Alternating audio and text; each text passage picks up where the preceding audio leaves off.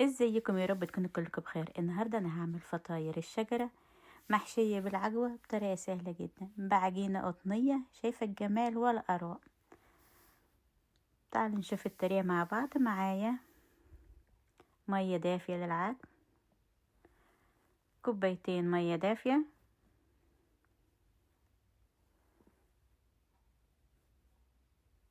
هضيف عليهم 4 معالق سكر،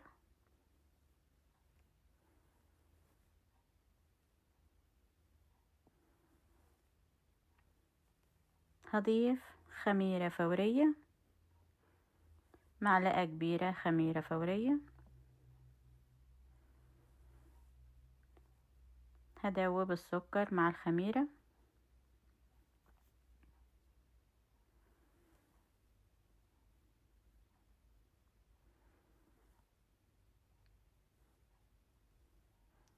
هضيف معلقه كبيره بيكنج باودر، هضيف نص معلقه ملح، معلقه خل. شايفة الفوران بعد ما ضفت الخل على البيكنج باودر. هضيف رشة فانيليا، مش حباها استغنى عنها، نص كوباية زيت،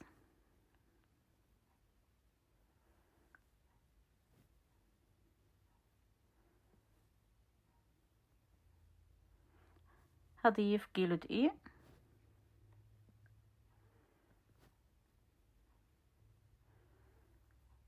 هشغل العجان،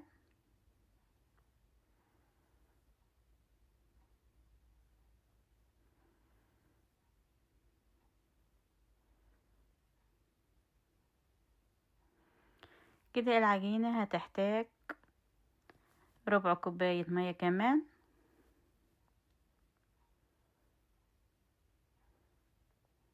كده العجينة جميلة جدا، شايفة العجينة جميلة جدا، عجينة لينة بس جميلة جدا.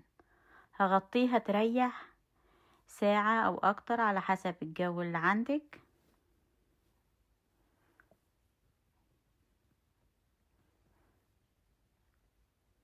هحضر العجوة، ده نوع العجوة اللي انا هستخدمه.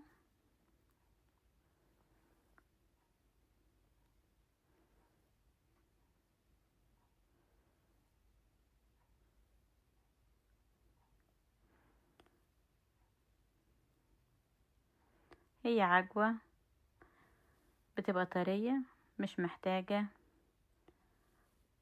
ترفعيها على البوتاجاز علشان تبقى طرية، هي كده حلوة خالص. هضيف عليها معلقة سمسم، هضيف عليها معلقة زيت،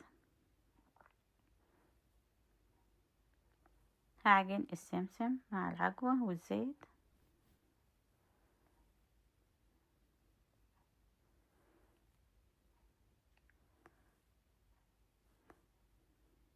هقطع العجوة علشان تبقى سهلة معايا وانا بشكل الفطاير.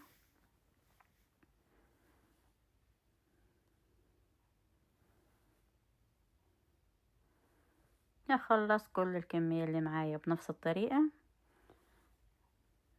العجين كده حلو خالص، هقطع العجين، هدهن الصينية زيت،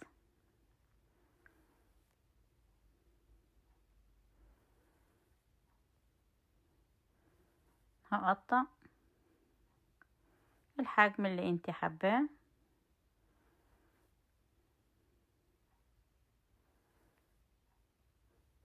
هخلص كل الكمية اللي معايا بنفس الطريقة.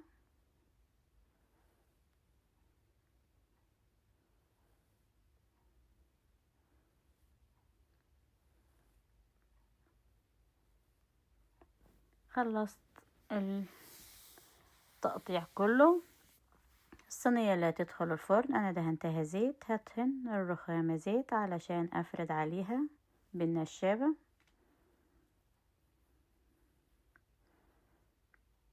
هعمل الشكل الاول، هفرد بالشكل اللي انت شايفاه. هضيف العجوة،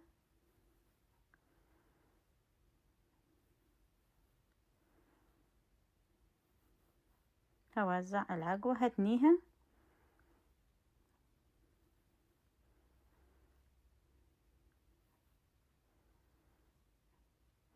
بالمقص وهقص شكل الشجرة وهعمل شكل الشجرة. ده الشكل الاول. الشكل التاني هفرد بالنشابة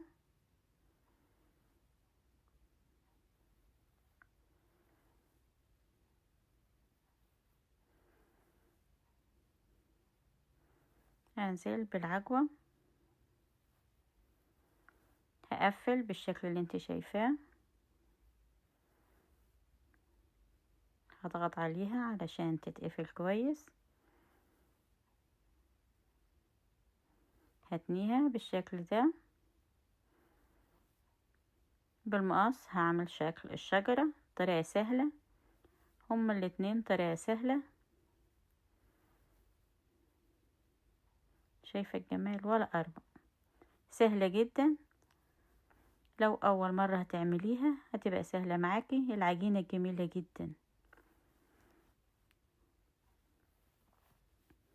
هعمل واحدة كمان. هنزل بالعجوة هقفل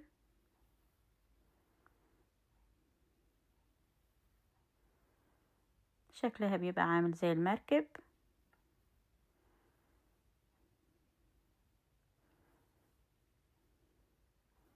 هتنيها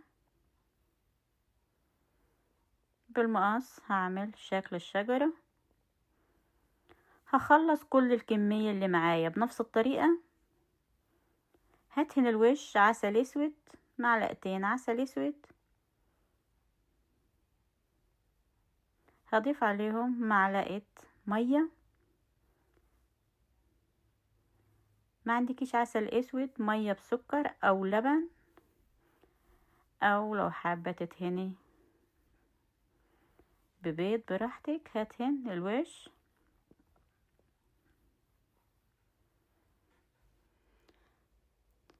هضيف على الوش سمسم. هسيب الفطاير تريح تلت ساعة. هدخلها على درجة حرارة في الفرن 220 أمريكا 400. كده هي طلعت من الفرن. شايفة الجمال ولا أروع؟ هشة وقطنية وجميلة وطعمها خطير. أحلى فطاير والشكل جميل جدا.